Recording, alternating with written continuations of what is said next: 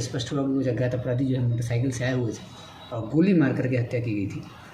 तो इसके बाद एसआईटी बनाई गई थी। एसडीपीओ रोसड़ा शिवम कुमार के नेतृत्व में एसआईटी कार्य कर रही थी और सीआई रोसड़ा जो है सुनील कुमार और एसएचओ रोसड़ा और एसएचओ शिवाजी नगर, ये 4 लोगों ने इस घटना में, और डीआईयू से अरविंद कुमार, 5 लोगों ने इस घटना का उद्भेदन किया है।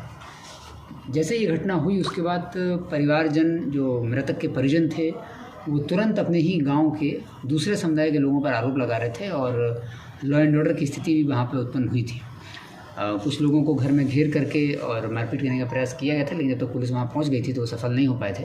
तो कुछ जो वहाँ पर गाँव में 2-3 समुदाय रहते हैं, तो एक समुदाय के लोगों को घेर करके मारने का प्रयास किया जा रहा था, लेकिन पुलिस जब पहुँच गई थी तो बहुत अच्छा कार्य करते हुए उन सब लोगों को अच्छे से रेस्क्यू किया गया था और परिजनों का जो आक्रोश था उसको शांत कराया गया था कि इसका इन्वेस्टिगेशन होगा, डिटेक्शन होगा और जो अपराधी है उसको जेल भेजा जाएगा, और एसआईटी बनाने की बात उन तक पहुंचा दी गई थी। इस आश्वासन में उन लोगों के द्वारा बॉडी को हटाया गया और जो दूसरे समुदाय के लोग थे उनके घरों पर हमला नहीं किया गया था और फिर आगे बॉडी को डिस्पोजल कराया गया और हम लोगों ने अनुसंधान प्रारंभ किया था। एसडीपीओ रोसड़ा ने अनुसंधान इसका किया है पूरा और घटना का खुलासा भी किया है। जो एफआईआर में जो चूँकि एफआईआर नेम्ड थी, हम लोग जान रहे थे कि अज्ञात अपराधी या घटनास्थल पर कोई नहीं था, सिर्फ मृतक थे और 2 अपराधी थे। काकरघाट के पास अनजान सुनसान जगह पर गोली मारी गई थी, लेकिन फिर भी परिजनों को जिस पर शक संदेह था उनका नाम दिया था। गांव के ही करीब 12 लोगों का नाम दिया था, उसी गांव के थे। और जो घटना का कारण परिजन ने बताया था वो ये था कि लड़का लड़की का एक मैटर हुआ था। एक लड़की एक लड़के के साथ कुछ दिन पहले भागी थी।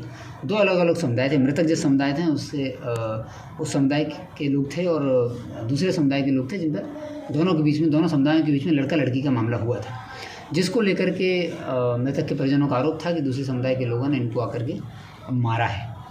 लेकिन हम लोग इस कारण से बहुत संतुष्ट नहीं थे, चूँकि ये घटना जो है, जो लड़का लड़की का मैटर था वो सुलझ चुका था, लड़की बरामद भी हो चुकी थी, उसका बयान भी हो चुका था और वो मामला डाउन कर चुका था। तो इसके बाद फिर अन्य पहलुओं पर एसआईटी ने कार्य किया और कार्य करने के बाद इस पूरी घटना का खुलासा हुआ यूँ था कि इस घटना का तार जुड़ता है 40-50 साल पहले की। 40-50 साल पहले उस गाँव में एक ज़मीन थी जो कि पुरुषोत्तम चौधरी और इनके फरीक लोगों की थी।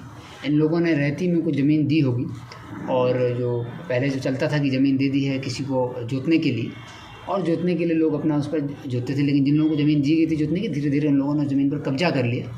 तो कब्जा जब कर लिया तो वो लोग लगातार कब्जा, और इन लोगों का फिर टाइटल सूट में मुकदमा चला गया। तो दोनों पक्ष जो हैं टाइटल सूट में थे, मतलब अपनी ज़मीन की मालिकाना हक़ के लिए इनकी लड़ाई चल रही थी। और जो संतोष पासवान समिति सदस्य थे, इनका रसूख उस एरिया में काफ़ी बढ़ता जा रहा था। 4-5 साल से इनका रसूख उस एरिया में काफ़ी बढ़ गया था और इनका एक नेटवर्क बन गया था। ये जैसा अभी हम लोग को जब अनुसंधान खुलासा हुआ तो पता चला कि शराब का छोटा मोटा कारोबार जो लोग वहाँ करते हैं, उन लोगों से संतोष पासवान जो है एक तरह का टैक्स लेते थे, लेवी लेते थे। चूँकि इनका रसूख और दबंगई उस क्षेत्र में काफ़ी बढ़ गई थी, तो ये अपना टैक्स कलेक्शन का एक तरह का कार्य करते थे कि इनकी परमिशन के बिना कोई इस कार्य नहीं कर पाएगा। और पुरुषोत्तम चौधरी और इनके जो फरीक हैं, इनका ज़मीन का व्यापार था, और साथ में पुरुषोत्तम चौधरी भी लिकर के काम में आ गया था और उसका एक साथी था विक्की कुमार। ये दोनों, विक्की कुमार उसके नीचे का डिस्ट्रीब्यूटर था, तो ये लोग शराब का भी कार्य कर रहे थे और छोटी छोटी गाड़ियों से शराब मंगा के गाँव में ही अपने लोकल ही ये लोग डिस्ट्रीब्यूटर थे, अपने गाँव में ही डिस्ट्रीब्यूट करने का कार्य करते थे। तो जब चूँकि संतोष पासवान का रसूख था और ये राजनीतिक रूप से और वैसे सक्रिय थे, तो इनके द्वारा इस तरह के लोगों के बारे में टैक्स लिया जाता था। और जब ये दबाव इस ग्रुप पर पड़ा, पुरुषोत्तम चौधरी और विक्की कुमार पर, तो इनका ज़मीन विवाद ऑलरेडी चल रहा था और साथ में ये घटना हो गई।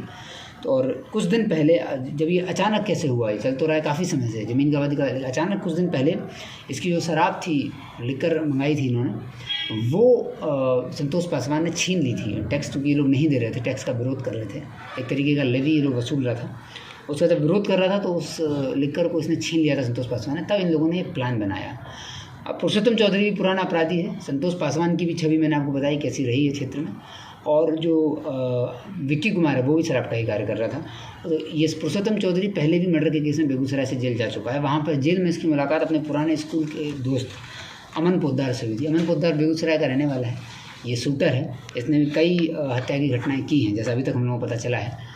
और इसने लाइनअप किया विक्की कुमार के साथ, और पुरुषोत्तम चौधरी और अमन पोद्दार जो हैं ये स्कूल में 1 साल ऊपर नीचे के आसपास पढ़ाई करते थे, तो ये स्कूल फ्रेंड थे और जेल में भी ये लोग साथ में रह चुके थे। तो इन लोगों ने, पुरुषोत्तम चौधरी ने जब इस घटना को प्लानिंग करने की योजना विक्की के साथ बनाई, तो पुरुषोत्तम चौधरी को बुलाया और पुरुषोत्तम चौधरी और विक्की को इस शूट आउट करने का और एक तरीके से योजना दी गई।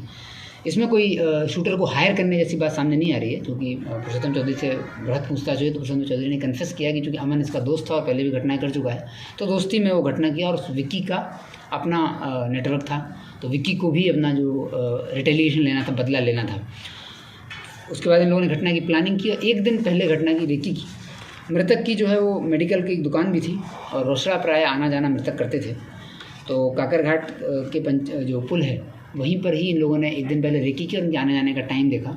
और जिस दिन घटना हुई उस दिन पुरुषोत्तम चौधरी मृतक जिस रोड से निकले उसी रोड से पुरुषोत्तम चौधरी भी निकला और उसने फ़ोन करके सूचना भी दी इन लोगों को, लोकेशन दिया। और उसके बाद ये विक्की और अमन दोनों एक मोटरसाइकिल से आते हैं और सुनसान जगह पर गोली मार करके आगे निकल जाते हैं।